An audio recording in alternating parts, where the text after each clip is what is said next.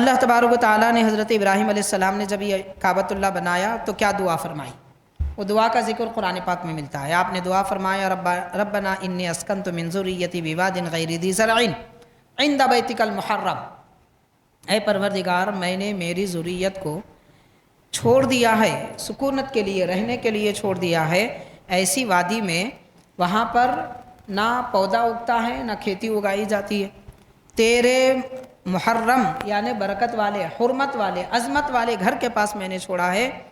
ربنا لیقیموا الصلاۃ، کیوں چھوڑا ہے؟ تاکہ پروردگار یہ میری اولاد جو آنے والی ہے وہ نماز قائم کرے۔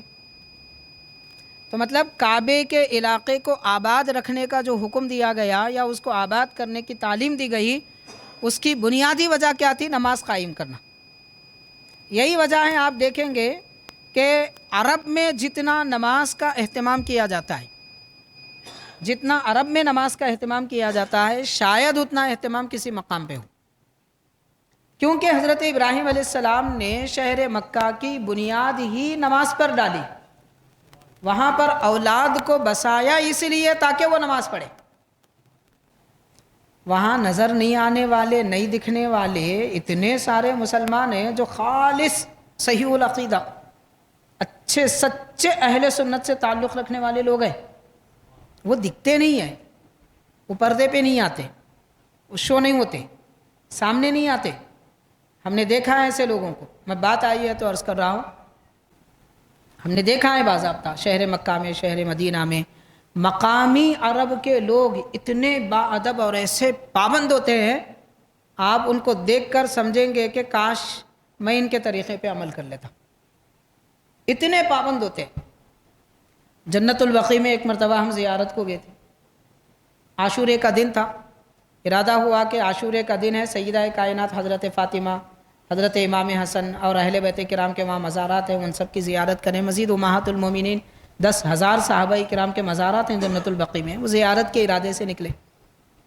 تو پہلی مرتبہ ہم نے دیکھا کہ 10-10 12-12 عرب کے، خالص عرب کے لوگ 10-10 12-12 کی ایک ایک ان کی ٹکڑی ہے، کوئی یہ مزار پہ ٹھہرے، کوئی وہ مزار پہ ٹھہرے، وہ یہاں سے ہٹتے ہیں وہاں چلے جاتے ہیں۔ ہم بھی ان کے ساتھ ہو گئے، خاموشی کے ساتھ، وہ جہاں جہاں جا رہے ہیں ساتھ ساتھ جانے لگے۔ اب وہ عربی میں جہاں جا رہے ہیں ٹھہر رہے ہیں جس مزار پہ، وہاں کوئی آپ کو تختی نہیں ملے گی، نام نہیں ملے گا، کچھ نہیں ملے گا، مگر یہ عرب کے لوگ اہل مدینہ ہیں، وہ زیارت کو آئے تھے، ایک جگہ ٹھہرتے ہیں اور آپس میں ایک دوسرے سے بیان کر رہے ہیں یہ فلاں کا مزار ہے، گفتگو کرتے ہیں، بتا رہے ہیں کہ یہ فلاں کا مزار ہے، جہاں جہاں ٹھہرے وہاں مزار کے صاحب مزار کا نام لیے، نشاندہی کی، آپس میں گفتگو کر رہے ہیں۔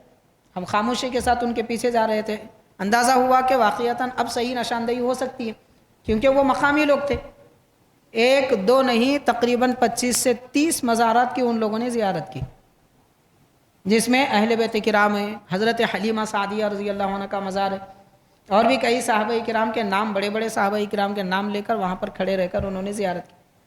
جب ان کو اندازہ ہوا کہ ہمارے پیچھے بھی 2-4 لوگ آ رہے ہیں تو وہ اب خاموش ہو گئے، اس کے بعد خاموش ہو گئے، پھر راستہ بدل دی۔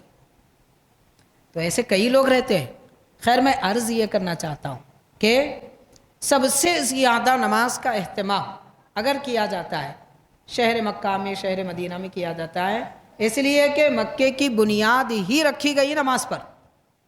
حضرت ابراہیم علیہ السلام نے دعا کی ربنا لیقیموا الصلاۃ، اے پروردگار یہ شہر میں اس لیے آباد کر رہا ہوں، میری اولاد کو یہاں بسا رہا ہوں تاکہ وہ نماز قائم کریں۔ فجعل افئدۃ من الناس تہوی الیہم، کہ پروردگار لوگوں کے دلوں کو ایسا بنا دے کہ ان کی طرف شوق سے پلٹ کر آئے۔ اور آپ دیکھیں گے سرکار نے خود ارشاد فرمایا کہ اے لوگو اہل عرب سے محبت رکھو کیونکہ میں عربی ہوں، اس لیے مومنوں کے دل میں اہل عرب سے محبت ہوتی ہے اور ہونی بھی چاہیے۔